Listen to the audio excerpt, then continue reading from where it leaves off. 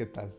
Y bienvenidos ustedes sean a este episodio del Cotorro. Vimos la ocasión anterior parte de la vida de Isaac y de Rebeca. Vamos a usar hoy unos 20 minutitos para ver la segunda fase de la vida de sus gemelitos, Jacob y Esaú. Recordemos cuál era el tema. Isaac tenía 40 años, Abraham todavía no moría, Rebeca no se podía embarazar, Isaac va delante de Dios, ora, Dios contesta, y Rebeca dice: híjole, me quiero morir porque se están peleando dentro de mí. ¿Qué pasó? La respuesta de Dios es: 2 naciones hay en tu seno, y 2 pueblos serán divididos desde tus entrañas. Un pueblo será más fuerte que el otro pueblo, y el mayor servirá al menor. Y esto es la base de la historia de hoy. Y eso es lo que quisiera que viéramos hoy. Porque es importante al desarrollarse el libro de Génesis, y a partir de aquí es muy evidente. No lo hemos notado tanto porque tal vez a nosotros no nos importa, pero en el ámbito cultural, social, histórico de ese momento y bíblico, y eso es lo que quisiera ver hoy, la primogenitura es algo importante. ¿Qué es la primogenitura? Bueno, pues principalmente el primer hombre, porque la Biblia es machista y así, pero principalmente el primer hombre, el primer nacido, llevaba una serie de privilegios y responsabilidades que ningún otro hijo de la casa, de la familia llevaba. ¿Y qué privilegios? Y estos vienen más específicamente más adelante, escritos en la ley, y algunas responsabilidades espirituales delante de Dios. Pero antes de pensar en las responsabilidades espirituales, piensen en la responsabilidad social. El hijo mayor llevaba mano en la herencia, llevaba mano en llevar el nombre de la familia. Si había 2 hijos, la propiedad del papá se dividía en 3, y 2 partes se le daban al hijo mayor y una tercera parte al menor. Entonces así la heredad del primogénito doblaba en simples metros cuadrados la del segundo hermano. Si había 3 hijos, pues se dividía en 4 partes. Los 2 menores llevaban una y el mayor llevaba 2 partes de esas 4. Y así sucesivamente. Básicamente los mayores llevaban mano y demás. Más adelante, cuando terminamos el libro de Génesis y volteamos a ver a Éxodo, y viene Moisés, y con Moisés viene el tabernáculo y viene la ley de Dios, pues viene una serie de responsabilidades sobre los primogénitos. La ley de Dios viene hasta después de que están los hijos de Jacob, las 12 tribus de Jacob, los hijos de Israel, por así decirlo. Ya nos estamos adelantando mucho, y están en Egipto y Dios los va a liberar. Y la 10ª plaga que manda Dios a Egipto es la muerte de todos los primogénitos, ¿sí? Entonces ahí tenemos muy claro donde se les manda instituir una fiesta, la Pascua. Y la razón de la Pascua es que Dios mandó matar a todos los primogénitos de Israel. Y tú, familia de Israel o familia egipcia, que acataste el consejo de Dios, mataste un animalito y un cordero, tomaste su sangre, pintaste el marco de la puerta, y el ángel de la muerte de Jehová, cuando iba matando a todos los primogénitos, vio esa sangre y te pasó por alto. Y no pasó por alto a toda la familia, no pasó por alto al papá, no pasó por alto a la mamá, pasó por alto al primogénito de cada casa. Y el primogénito de cada casa iba a decir al siguiente año, y a los 10 años y a los 20 años: papá, estamos sentándonos a recordar la Pascua, ¿qué significa? Y el papá iba a decir: ese animalito murió. Y a partir de ahí viene la ley, y Dios dice: todos los primogénitos son míos. El primogénito de las vacas, el primogénito de los burros, el primogénito de tus hijos, y los tienes que redimir. Tú, hombre, tienes que pagar un precio para que ese primogénito regrese a ti, por así decirlo, ¿sí? Cuando nazca el primogénito, creo que dice Éxodo o Levítico, de tus vacas, lo vas a redimir con otro animal. Y ese animal que moría en su lugar tenía que ser también un macho cabrío y demás. Viene el tema, y me estoy yendo rápido porque es un tema amplio. Viene el tema de los primogénitos hombres. Bueno, el animal todavía, pero ¿qué onda con mi hijo? Bueno, entonces el primogénito, por así decirlo, era apartado hacia Jehová para una serie de servicios.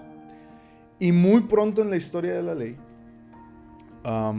viene el punto donde dice Dios, ¿saben qué? Pues hay toda una institución religiosa, hay un tabernáculo, hay servicios de adoración que hacer, etcétera, etcétera. Ya no van a venir todos los primogénitos a ser separados para mí. Los levitas, ¿sí? La tribu de Leví, porque estaba Jacob y sus 12 hijos, y uno de ellos era el hijo de Leví. Entonces todos los que venían de esa tribu, todos los hombres, no van a trabajar, se van a dedicar al tabernáculo. No van a andar ahí arando y de ganaderos, se van a dedicar a la adoración. Entonces los levitas, por así decirlo, redimían y tomaban el lugar de los primogénitos. Deuteronomio 21 menciona que si un hombre tenía 2 mujeres, porque esto era común, de hecho lo vamos a ver con Jacob, tenía 2 mujeres, y quería más a una que a otra. ¿Sí? Oye, pues yo tengo 2 mujeres y quiero más a fulanita que a perenganita, me cae mejor, cocina más rico, ¿sí? Sus frijoles les echa manteca a la otra. ¿Sí? Y resulta que la que no le echa manteca a los frijoles se embarazó primero, y luego la otra, la que sí le echa manteca a los frijoles, porque pues, la manteca estorba los embarazos. Y decía Deuteronomio, si tú quieres más a una mujer que otra, ni modo. El huerco que nació salió primero, ese lleva mano. Ese es y porque te cae mal tu otra mujer, porque quieres más a la otra, por esto, por aquello, no puedes desheredar, no puedes quitarle su lugar a ese primogénito. No puedes, porque a ti se te antojó, desheredarlo. ¿Qué sí podía pasar? Pasó con Rubén, el mayor hijo de Jacob. Por un pecado, por un error escandaloso, se podía quitar su posición de liderazgo, de relevancia, de responsabilidad y demás. Y sus, por así decirlo, su rol como primogénito pasaba a alguien más, se desheredaba por un error que había causado. Y ese fue el caso con Rubén. ¿Sí?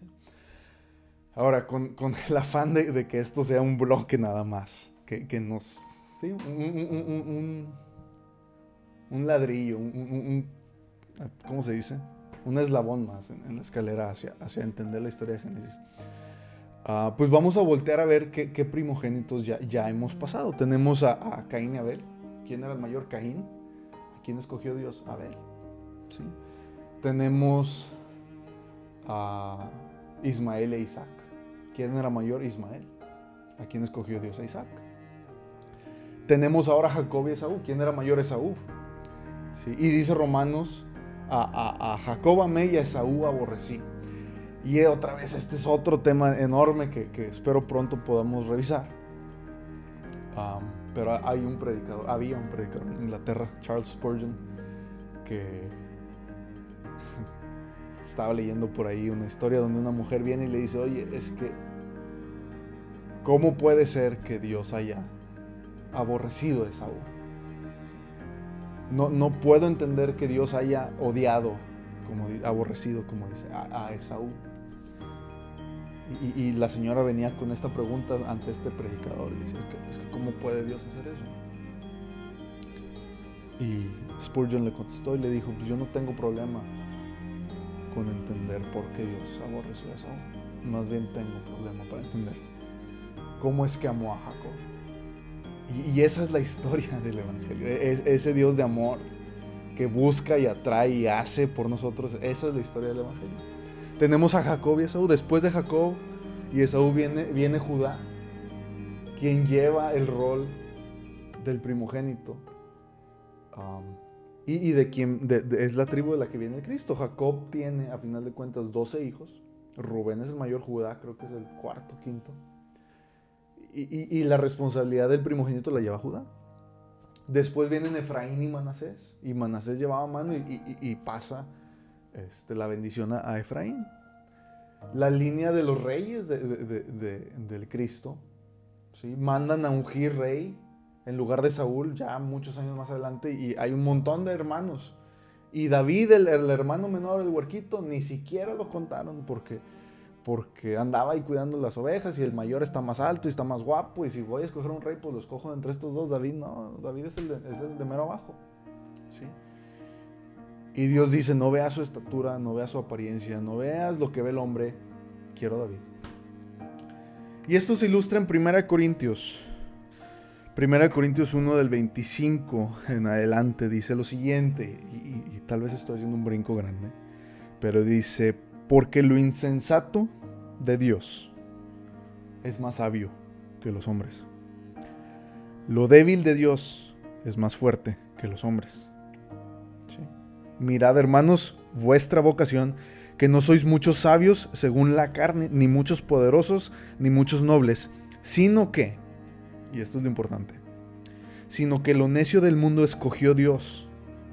¿Para qué? Para avergonzar a los sabios. Y lo débil del mundo escogió Dios. ¿Para qué? Para avergonzar a lo fuerte. Lo vil del mundo y lo menospreciado escogió Dios. Y lo que no es, para deshacer lo que es, a fin de que nadie se jacte en su presencia. Hemos leído hasta aquí de Sara, mujer estéril; Rebeca, mujer estéril. Vamos a leer de Raquel, mujer estéril. Vamos a leer, o pudiéramos leer, de Ana, mujer estéril. De todas vino el Cristo. Podemos leer de Abel, sí, no era primogénito. Podemos leer de Isaac, no era primogénito. Jacob no era primogénito. Judá no era primogénito. Efraín no era primogénito. David no era primogénito. Los acabamos de mencionar. Y de ahí viene el Cristo. Y podemos voltear a ver Lucas, la genealogía del Cristo, y vienen mujeres. Viene una mujer moabita, viene una mujer ramera, y pudiéramos decir: no, ¿cómo? Dios agarra la línea real como lo hacen los reyes hasta la fecha, las familias reales. Es un estudio, digo, nada que ver con esto, pero increíble cómo se manejan las líneas sanguíneas en las monarquías del mundo. Ahí busquen la relación de George Bush con la monarquía de Inglaterra. es una muy buena lectura ahí en Wikipedia. George Bush, el presidente de Estados Unidos, nada que ver con esto, pero a lo que voy es que Dios, ¿cómo vas a escoger a una mujer que era una prostituta? A una mujer que no era del pueblo de Israel, puros hombres que no eran primogénitos. Los primogénitos son los que llevan manos, son los que llevan la heredad, son los que mantienen el nombre. ¿Qué estás haciendo, Dios? ¿Qué estás haciendo? Lo vil y lo menospreciado escogió Dios, y lo que no es, para deshacer lo que es. Vamos a Génesis 25. Y dice así, el 27 en adelante: y crecieron los niños, y Esaú fue diestro en la casa, hombre del campo, pero Jacob era varón quieto, que habitaba en tiendas. Y amó Isaac a Esaú, porque comía de su casa, mas Rebeca amaba a Jacob. Y guisó Jacob un potaje, y volviendo Esaú del campo cansado, dijo a Jacob: te ruego que me des de comer de ese guiso rojo, pues estoy muy cansado. Por tanto fue llamado su nombre Edom. Y Jacob respondió: véndeme en este día tu primogenitura. Entonces dijo Esaú: he aquí yo me voy a morir, ¿para qué pues me servirá la primogenitura? Y dijo Jacob: júramelo en este día. Y él le juró, y vendió a Jacob su primogenitura. Entonces Jacob dio a Esaú pan y del guisado de las lentejas, y él comió y bebió, y se levantó y se fue. Así menospreció Esaú la primogenitura. Sigue el capítulo 26, que ahora sí vamos a ver la siguiente ocasión, con la vida de Isaac. Nos deja este paréntesis de cómo fue la juventud de Jacob y Esaú. Y es lo primero o lo segundo, tal vez el calcañar, el tobillo era lo primero que Jacob le agarró a Esaú. Lo segundo tal vez es esta primogenitura. La tercera es la bendición de Isaac, ¿sí? La vamos a ver en 2-3 episodios más, ¿sí? ¿Qué tenemos aquí? Ya sabemos desde que nacieron que Esaú está peludito. Como que de esos niños rechonchos que están espaldones y juegan americano. Y desde que los ves dices: no, hombre, este es un hombrecito hecho, ¿sí? no está ñango, no está debilucho, no, va a crecer y va a estar bien fuerte, y no va a cargar una pesa en su vida y va a estar bien fuerte. ¿Sí? Ese parece ser Esaú. Y dice, Esaú fue diestro en la casa, le gustaba salirse al campo, andar matando animales, imagínate, se iba, mataba no sé, lo que hubiera ahí, traía, lo limpiaba, lo asaba, y su papá decía, qué rica carne asada me hace mi hijo, lo quiero mucho. Y dice, Jacob era varón quieto, ¿sí? Y Jacob tal vez le gustaba, no sé, la vida tranquila, estar platicando con su mamá y leer. Y decía, mi hermano está loco, huele feo y hace frío. Yo aquí tengo algo tranquilito. ¿Y para qué salir a matar animales salvajes si aquí tenemos vacas? ¿Y para qué las mato yo? Aquí está el siervo de mi papá y no me ensució las manos y demás. Un hombre más tranquilo, y no que uno sea mejor que otro. Tal vez hay que encontrar el balance en todo esto, ¿no? Pero la masculinidad es otro tema. Sí. Y se habitaba en tiendas. Esaú era un hombre del campo, le gustaba andar ahí haciéndose loco, y Jacob se hacía loco, pero de otra manera, habitaba en tiendas. Y hay una diferencia, y hay un choque. Dice, amaba Isaac a Esaú, ¿sí? Más Rebeca amaba a Jacob. Ya tenemos los favoritismos familiares, ¿sí? Y luego dice, y guisó Jacob un potaje. Se brinca de cómo eran sus papás hacia ellos, hacia algo que hace Jacob. Y el texto tal cual, cuando lees y buscas el texto antes de que las traducciones mermaran un poquito algunas cosas. Cuando dice, y guisó Jacob un potaje, y volviendo Esaú del campo cansado, dijo Jacob, te ruego me des de comer. Sí, la idea que te da esto, y tal vez te la da en español también, es de un hombre, Jacob, que está esperando una oportunidad de algo. Tengo aquí listo algo para cuando llegue mi hermano bien hambreado, llegue y me pide, le diga que no. Sí, ahorita mi hermano, yo tengo un hermano menor, imagínate, anda entrenando básquetbol y va a correr y lo van a traer haciendo lagartijas y sudando y demás, y yo llego y me pido unas pizzas, unas papitas, y aquí me pongo a comer, y va a llegar y de seguro va a querer. Sí, de seguro me va a pedir. Y no le voy a dar. A ver qué me da a cambio. Esa relación, esa intención que tal vez no es común, es común entre hermanos, es la que quiere decir aquí, ¿sí? No es un accidente, no es pasó que cuando pasaba, de pura coincidencia, no. Dice, guisó Jacob un potaje, y volviendo Esaú del campo cansado, le dijo a Jacob, dame. ¿Sí? Sí, versículo 30. Te ruego que me des de comer de ese guiso rojo, pues estoy muy cansado. Sí. Por tanto fue llamado su nombre Edom. Después vemos ese significado. Jacob dijo, de aquí soy. De aquí soy. Véndeme en este día tu primogenitura. Tus responsabilidades, tus privilegios, tu rol en la familia, tu rol en la genealogía del Cristo. Todo. Digo, no lo sabía tal cual. Por este plato de comida. Y Esaú dijo, ay, ¿qué me importa? Está bueno, va. Va ya. Órale, caliéntalo, está caliente porque huele bien rico y me vengo muriendo y no encontré nada en el campo hoy. O me tardo mucho en prepararlo.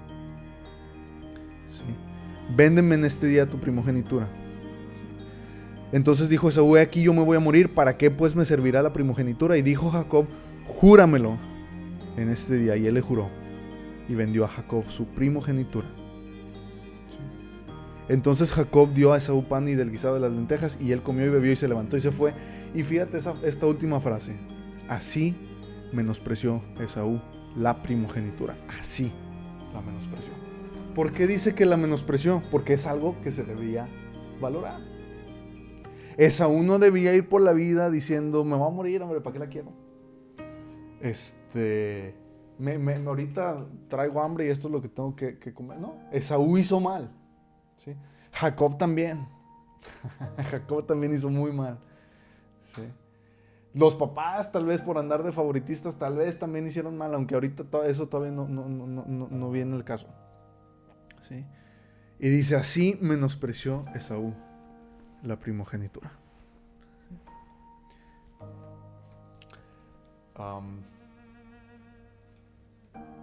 Y termina la historia ahí. Dice el 26:1, después hubo hambre en la tierra. Sí. Hubo hambre en la tierra. Tenemos esta historia y después un hambre que nos va a narrar en el 26 y después volvemos a la vejez de Isaac. Sí. 27:1 dice, aconteció que cuando Isaac envejeció, y este paréntesis lo vemos en la que sigue, dice, sus ojos se oscurecieron, quedando sin vista, y llamó a Esaú su hijo mayor. Sí. Y le dijo, ven, porque te voy a bendecir. Esa bendición también se la roba Jacob a Esaú. La vemos en un par de episodios más. Pero antes de continuar y antes de terminar, quisiera en este tema de la primogenitura ver al primogénito de entre todos los demás. Sí. Sabemos que a los que aman a Dios, dice Pablo en su carta a los Romanos 8:28, todas las cosas les ayudan a bien.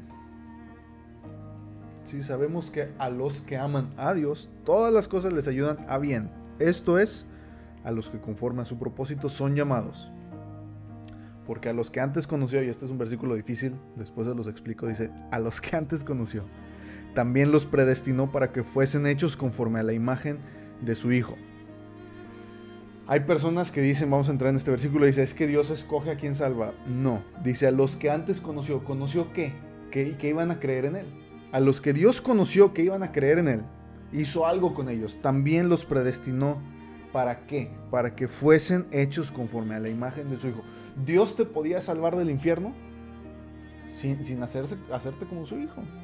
Y dice, tú vas a creer en mí, tú vas a creer en mi evangelio, tú vas a confiar en mi sangre y tú vas a entregarte mi vida a mí. Entonces yo te conozco, y a los que antes conoció los predestinó para una serie de cosas, entre esas cosas que fueran hechos conforme a la imagen de su Hijo. ¿Para qué? Para que Él sea el primogénito entre muchos hermanos.